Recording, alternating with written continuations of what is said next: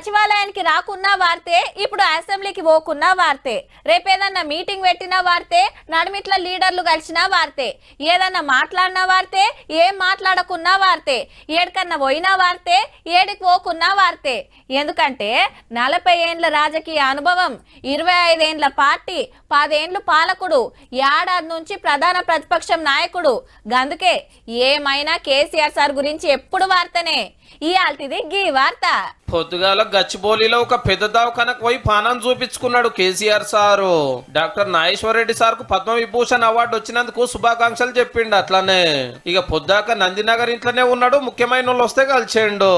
April 27 నాడు party 25 ఏండ్ల పండుగ ఎట్లా చేయాలనే చర్చలు నడిచినాయట. వచ్చిన పనులు చూసుకున్నాక మళ్ళా ఫామ్ హౌస్ కే. ఇక ఇప్పుడు అందరికి ఇంట్రెస్టింగ్ ముచ్చట ఏంటంటే పెద్దసారి బయట దేశాల టూరు. ఆల్రెడీ కొత్త పాస్పోర్ట్ గిన తీసుకున్నాడు మేడాన్ని దొలకపోయి.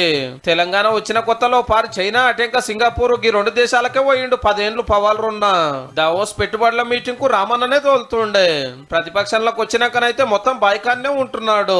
నడిమిట 4 వద్దులు పార్లమెంట్ ఎలక్షన్ల కోసం తిరిగితే గుండు సున్నా వచ్చుతోటి సూపు సుతారం అయింది, పలుకు బంగారం అయ్యింది.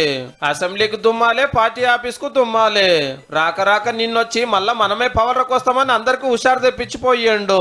గిసొంటి సార్ ఎందుకు ఏరే దేశాలకు పోతుండనే చర్చ నడుస్తుంది. అయితే మన్మడు మన్మరాలు ఇద్దరు అమెరికాలోనే ఉన్నారట చదువుల కోసము. ఈ మనిషి బాబుకు తాత మీద జీవి గుంజి ఊకుకొస్తుండట. ఏహే ఇట్లా కాదు నేనే ఆడికొస్తాని తాతనే టూర్ కు తయారైతుండట. ఎన్నడు పోయేది ఇంకా నికరం కాలేదు గాని జప్పునే గాలి మోటార్ ఎక్కుతాడట.